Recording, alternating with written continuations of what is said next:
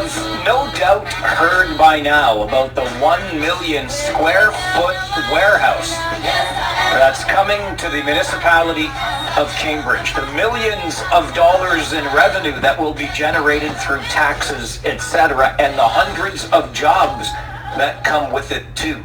The massive warehouse is slated for Fountain Street, not far from Dickie Settlement Road, which means not far from the quaint, historic village of Blair. Think of this on Fountain near Conestoga College, to put it kind of in perspective for you. But is it what residents of that tiny little village of Blair were counting on when they had discussions with the city of Cambridge some 5-6 years ago? It doesn't sound as though it is in keeping with what residents of Blair thought the plans were. And to find out more, we are joined by Blair resident Alan Van Norman, who is helping with a petition that's asking we save the village of Blair from this massive development. Alan, good morning. Good morning. So have I kind of summed that up at a high level reasonably well here? There were conversations between residents of Blair and the city of Cambridge some years ago, and the village was okay with the land being zoned industrial, but what's being proposed now is not in keeping with what those plans were originally intended to be back in 2015? That's correct. I'd like to update your background there, though. It's not only on Fountain Street, but it borders Fountain Street, Regional Road 71, also known as Dickie Settlement Road, and the length of Old Mill Road from Dickie Settlement pretty much all the way out to the 401. And that the entrances that are presently planned are off of Old Mill Road and Dickie Settlement Road. And that Old Mill Road specifically, I would think, is one of the real key concerns here, isn't it? That's a very key concern as far as traffic goes, yes. Old Mill Road is really old, and it's pretty narrow. The easement is not a modern-day road easement. So, Alan, when we consider this 1 million square foot warehouse facility, how dramatically different is what's being proposed now? How dramatically different is that from what you had originally talked about, with what Blair, the village, had talked about with the city back in 2015? The original 2015 proposal that was accepted is a 14-lot small business subdivision that is generally consistent with the 1999 Heritage Plan that was adopted by the city in, I think, 2001, and forms the basis for all of the planning that has gone into the Village of Blair. I would like to also add that it's 1 million square feet of building, but it's also 1 million square feet of parking lot. That's 2 million square feet of impervious surface, or roughly 2/3 of the whole land package. How did you first become aware, Alan, of this 1 million square foot facility plus 1 million square foot parking lot? On the morning I had to receive emails asking us if we knew about this. And what had happened the previous night is that at a special session of council on April the 6th, the developer made a presentation to City Council.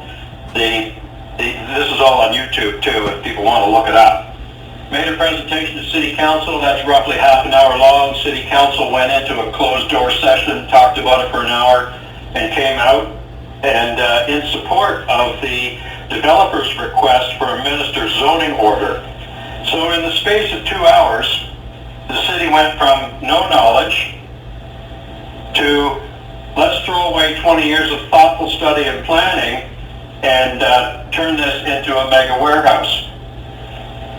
So it would be fair to say, Alan, that you and other residents of the Village of Blair were taken by surprise by this? We were taken by surprise. On April the 7th, after getting this notification, we phoned our city councilor. She claims to have been taken by surprise as well. And that's why I say that in the space of 2 hours, the City Council of Cambridge went from no knowledge of this at all to throwing out the 20 years of previous work done by previous city councils. And your city councillor for the area would be Councillor Donna Reid, correct? That is correct, yes. Our newsroom had reached out to Councillor Reid yesterday, and she told the newsroom that it was too complicated an issue to get into during the course of an interview. So I'm not sure why that is, or maybe she's still trying to figure some things out. But what have you, as a neighborhood association, as a village association, Alan, been able to accomplish to date? I mean, do you have any optimism that this project can be stopped, or there is an appetite on the part of council to stop it? Well, you know, our city council is clearly abusing its own citizens. The motion, if you read the motion, our city council is clearly supporting the developer who they didn't know, 30 minutes before they went into session to support the development proposal. The property requires zoning changes, and in order to avoid public participation in that process, our city council has endorsed the use of a minister's zoning order, which it has previously objected to, but which now seems to think is a great tool for avoiding public participation. Can you put into perspective for us the impact this will have on the Village of Blair? We touched on Old Mill Road a little bit, but obviously there is more to this than just that. What's the impact of this 1 million square foot facility and its 1 million square foot parking lot going to have on the Village of Blair? Well, there's a heritage impact, obviously. This new proposal is completely inconsistent with the 1999 heritage guidelines. It's as I mentioned, it's going to pave over 2/3 of the area out there. That area is a critical recharge zone to a shallow sand aquifer that feeds groundwater to Blair Creek. Blair Creek is one of the few remaining cold water trout streams in southern Ontario, and it gets its water from the shallow sand aquifer that I mentioned. In addition to that, there are still at least one household water well that takes water from that shallow sand aquifer, and their proposal is going to cut off a very significant portion of the recharge there. So there's a clear environmental consideration here that no one seems to have addressed yet, and so that's another big impact, in addition to the traffic. Old Mill Road is a narrow old road. It connects Blair Road to Regional Road 71. People already use it as a shortcut. People, for some reason, don't like the roundabout at Blair Road and Fountain Street, the one down by the river. When there's an emergency on the 401, the traffic around here is bumper to bumper, stop and go already. When the college is in session, the traffic on Regional Road 71 and Fountain Street is also quite thick and heavy. There are lots of traffic issues. Old Mill Road, Fountain Street, and Regional Road 71 are already at capacity. As you might know, south of us here is a large gravel extraction area. There are several large gravel pits out there. Some of them are now equipped with ready-mix concrete plants, asphalt plants. There's a couple of precast concrete facilities out there. There's a facility that bags up the sand and gravel that you buy at the hardware store. Those trucks already, are coming on Regional Road 71 to get down to the 401. This isn't real scientific, but in 1 hour this week, we had 100 trucks in 1 hour. So we're getting a truck down Regional Road 71 about every 40 seconds already, and now they want to add another traffic load to an already heavy traffic load. Do the heritage guidelines around the Village of Blair, you mentioned that 1999 study that declared parts of Blair or Blair itself a heritage area, does that offer any protections to the village in this process? Well, apparently not. We thought that they did. And many people in the village here are small business owners themselves. So, we're not really opposed to small business. we want to make sure that it's done consistent with the rest of the community. But we have in this community, we have small businesses that fit right in. So to drop this mega warehouse on us is a really big change. It requires a zoning change that the city apparently does not want to accept. The city is trying to pretend that the million square foot warehouse is equivalent to 14 small business developments.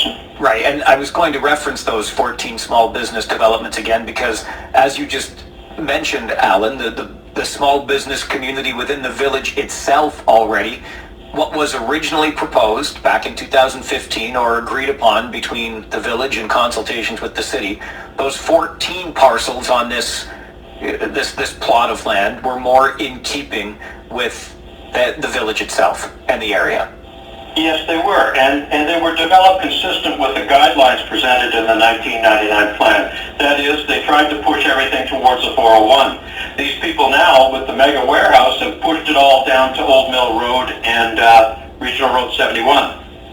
So some folks will undoubtedly say, Alan, that this is a case of NIMBYism and the quaint little village of Blair just doesn't want a 1 million square foot facility right in their backyard. And what are you going to say about the millions of dollars in lost revenues and the hundreds of jobs that won't be created if we do not build this here? How do you respond to those critics? Well, there's no hiding from it. There is an element of that in this. But, we were sold an entirely different bill of goods, which we agreed to already, and now with no public notice and no public participation, there's a massive change in what we were sold on. The heritage of Blair includes small business because small business, frankly, is why Blair is where it is.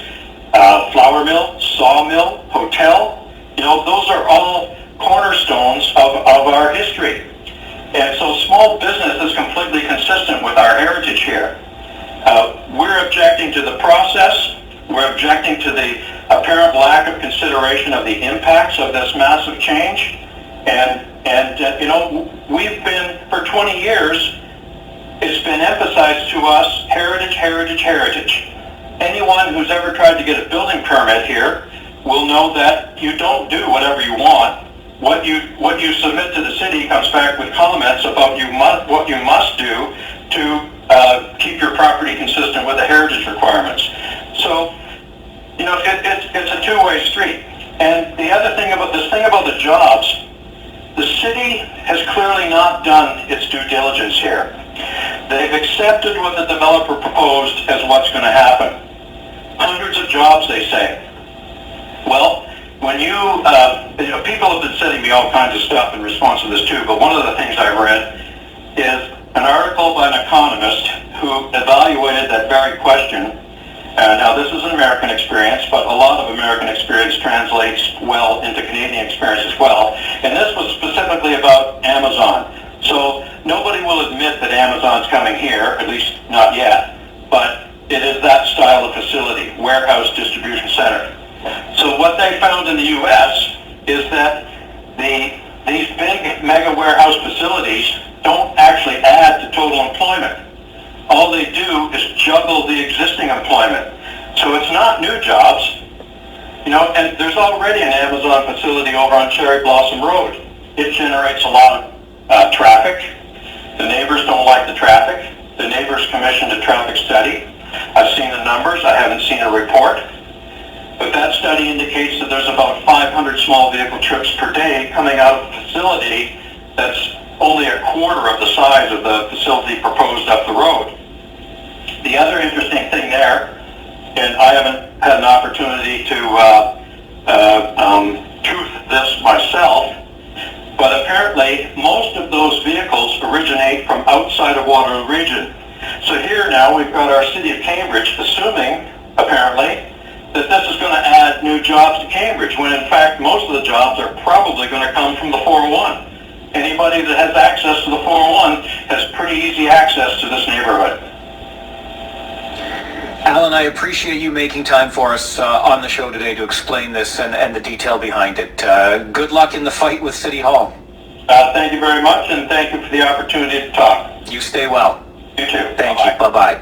Alan Van Norman, resident of Blair, and a petition to, quote, help save the Village of Blair from a development on heritage conservation lands is now more than 4,000 signatures strong. I often wrestle with these. I take them as they come individually.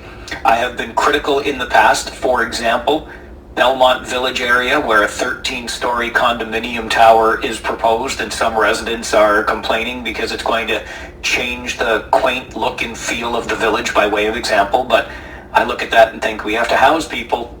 We really do have to house people. And in this case, in this 1 million square foot warehouse distribution facility, let's call a spade, it's Amazon. I'd be shocked if it's not Amazon. Nonetheless, in this case, there is absolutely an argument for employment and the millions of dollars in revenues that it will bring into City Hall.